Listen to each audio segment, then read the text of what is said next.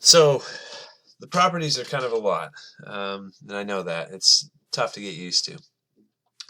So let me try to take these through step by step. The associative property, the basic idea is that it doesn't matter, which grouping that you put the operations in.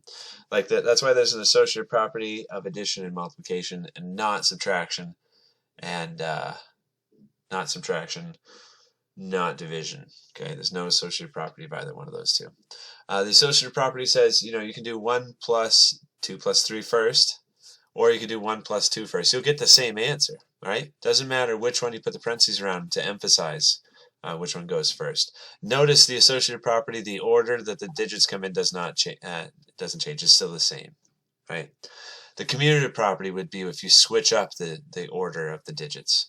So instead of doing 1 times 2, we do 2 times 1. Those are both the same. So that's the commutative property of multiplication. This is the commutative property of addition. You can reorder them, still do the same thing.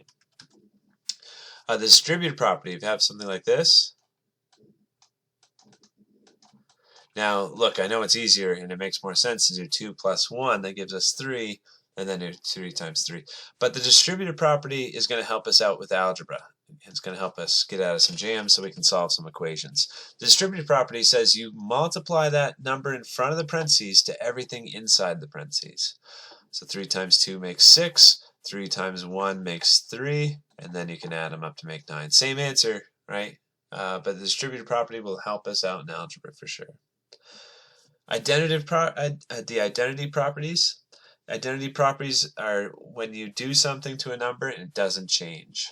So here's the identity property of addition. It's when you add 0, right? It doesn't change the number. Identity property of multiplication, 9 times 1, multiplying by 1 doesn't change the number.